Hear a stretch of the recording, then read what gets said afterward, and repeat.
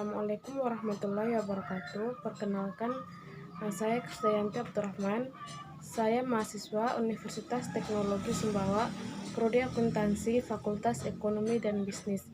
Di sini saya akan sedikit menjelaskan tentang perkembangan sistem informasi akuntansi yang ada di Indonesia.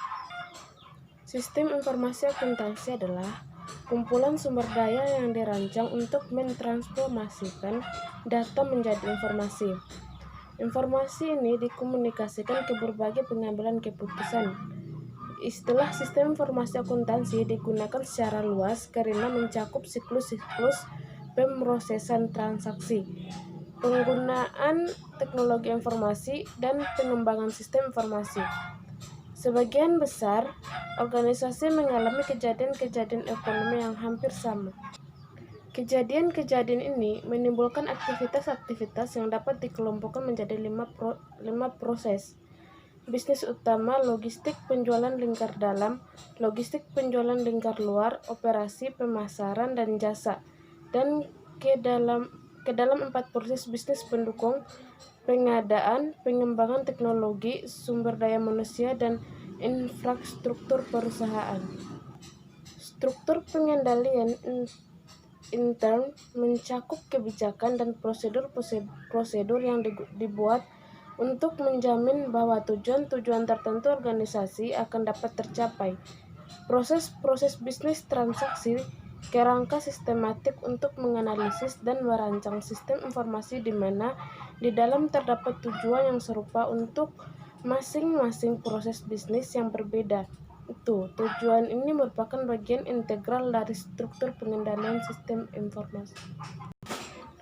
Proyek pengembangan sistem pada umumnya terdiri dari 3 tahap utama, yaitu yang pertama, analisis sistem. Analisis sistem meliputi formulasi dan evaluasi solusi-solusi atas masalah-masalah sistem.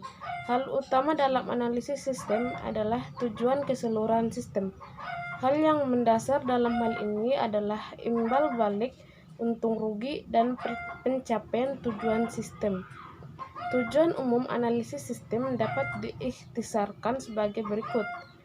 Pertama, untuk meningkatkan kualitas informasi.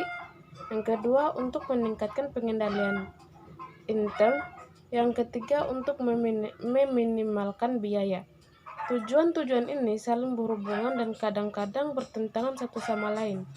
Variabel untung rugi harus ditentukan dalam memilih antara tujuan kehematan dengan kemanfaatan atau antara kesederhanaan dan sistem yang realistis tetapi kompleks.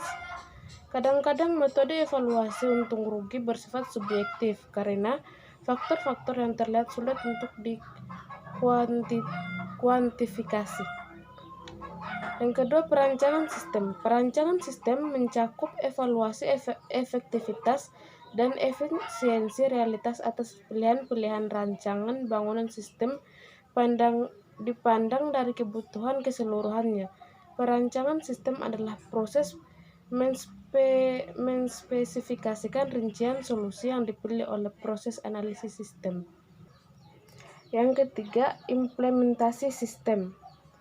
Implementasi sistem merupakan proses penempatan rancangan prosedur-prosedur dan metode-metode baru atau yang telah direvisi ke dalam operasi. Implementasi sistem mencakup pengujian atau solusi sebelum implementasi, pendokumentasi solusi, dan peninjauan atas sistem pada saat awal pengoperasian. Hal itu bertujuan untuk memverifikasi bahwa fungsi sistem sesuai dengan spesifikasi rancangan. Fungsi sistem informasi. Setiap organisasi yang menggunakan komputer untuk memproses data transaksi memiliki fungsi sistem informasi. Fungsi sistem informasi bertanggung jawab untuk pengolahan data (DP). Pengolahan data merupakan aplikasi sistem informasi akuntansi yang fundamental dalam setiap organisasi. Fungsi sistem informasi dalam organisasi telah berevolusi mulai dari struktur organisasi sederhana yang terdiri dari beberapa orang saja sampai struktur yang kompleks yang meliputi banyak spesialis yang bermutu.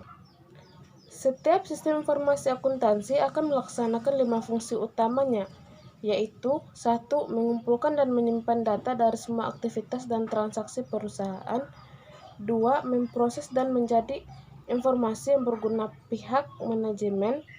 Yang ketiga, memanajemen data-data yang ada ke dalam kelompok-kelompok yang sudah ditetapkan oleh perusahaan.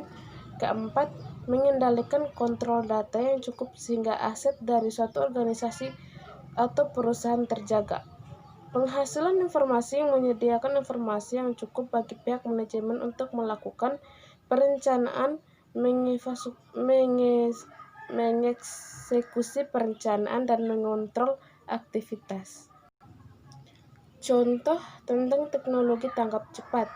Istilah sistem tanggap cepat, quick response system, yaitu maksudnya menjelaskan yang cepat dan responsif.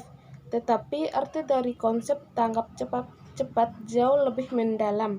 Sistem tanggap cepat penting bagi gerakan Total Quality Performance (TQP) perusahaan. TQP Total Quality Management (TQM) adalah filosofi untuk melaksanakan sesuatu yang tepat dengan tepat pada saat pertama. TQP mensyaratkan produksi berkualitas tinggi, efisiensi operasional, dan perbaikan terus-menerus dalam operasi. TQP menekan kepuasan pelanggan sedemikian rupa hingga mencapai obsesi pelanggan dalam lingkungan dunia bisnis yang sangat kompetitif. TQP adalah strategi untuk dapat bertahan hidup.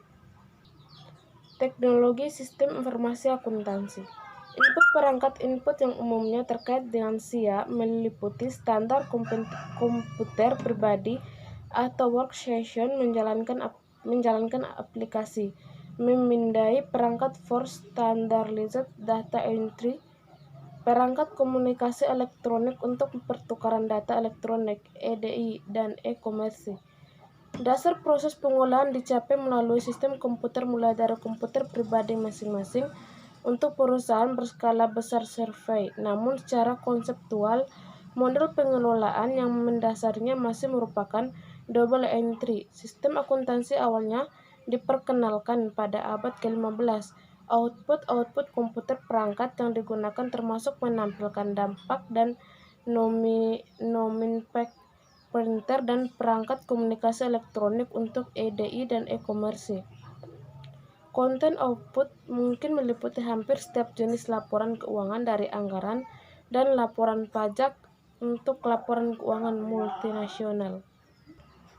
Saya kira cukup ini saja yang bisa saya sampaikan. Kurang lebihnya saya mohon maaf. Sekian. Wassalamualaikum warahmatullahi wabarakatuh.